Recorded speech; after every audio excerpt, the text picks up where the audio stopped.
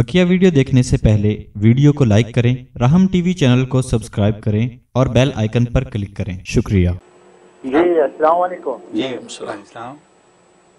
सबसे पहले तो मुझे माशाल्लाह ये अप्रिशिएट करना था आज की खास करके जो नशिस्त है वो मुतफर्रिक मसाइल की, तो ये तो बहुत ही मुफीद है कि हर तरह का हम मसला पूछ सकते हैं कि कोई भी मसला दिमाग में होता है हम पूछ सकते हैं, वरना उस टॉपिक के साथ पास हो जाता है बड़ा मुश्किल हो जाता है बाज़ औक़ात।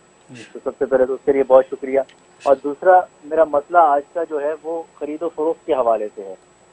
बाज़ औक़ात अमेरिका से और दूसरे वेस्टर्न ममालिक से पाकिस्तान में चीज़ें जो हैं इंपोर्ट करके मंगवाई जाती हैं और फिर ये होता है कि बहुत सी चीज़ें वो ड्यूटी से, कस्टम ड्यूटी वगैरह से क्लियर नहीं होती, तो उनको वो बोरियों में बंद करके पैकेट्स बना के उसको बेचते हैं आम लोगों को।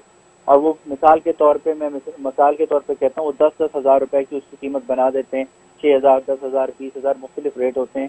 हर बोरी मिसाल के तौर पे 10,000 की बिकती है, लेकिन उसके अंदर क्या है वो किसी को नहीं मालूम। बोरी खोल के देखने की इजाज़त नहीं होती।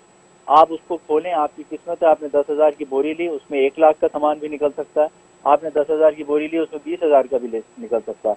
लेकिन ये बात अलबत्ता गारंटी होती है कि 10,000 से कम का माल नहीं निकलेगा, नुकसान नहीं होगा।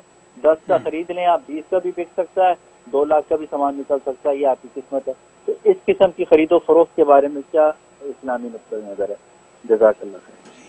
यानी वो जो सामान आया हुआ है ड्यूटी न देने की वजह से फिर उस कस्टम को या उस फैसिलिटी को उसे निकालना होता है और वो फिर उसको नीलाम करते हैं। तो शरीयत इसके बारे में क्या? माशाल्लाह माशाल्लाह, बड़ा अच्छा सवाल किया। सबसे पहले आपकी मोहब्बत का शुक्रिया, आपने अप्रिशिएट किया हमारे जो है इस प्रोग्राम को कि मुतफर्रिक सवालात जो है हम आपके सामने पेश कर रहे हैं। अल्लाह से दुआ है कि अल्लाह तबारक व तआला लग़ज़ी कोताही माफ़ करते हुए हमें अच्छा और सही जवाब जो देने की तौफ़ीक़ अता फ़रमाए।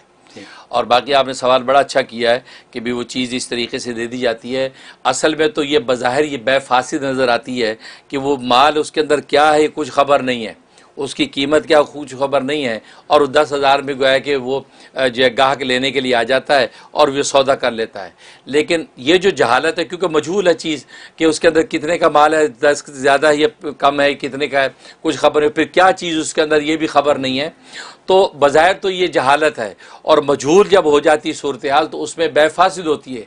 लेकिन ये जहालत ऐसी है, ये मुफ्ती मुनाज़ा नहीं है, क्योंकि वो जहालत जो मुफ्ती मुनाज़ा हो, यानी उस बात में तनाज़ा पैदा हो जाए, नहीं जी नहीं मैंने तो समझा था इसमें इलेक्ट्रॉनिक्स होगा और इसके अंदर तो कुर्सी के वो पाए निकल आए, मैंने तो समझा था इसके अंदर जो फलां चीज़ होगी इसके तो ये मुफ्ती मुनाज़ा, तो ये जहालत जो है वो झगड़े का बायस बन जाती है। तो ये बेफासिद कि जिसमें जहालत ऐसी पैदा हो जिसमें झगड़ा पैदा हो जाए और झगड़ा जो ख़त्म ना हो, तो ये बेफासिद हो जाती है।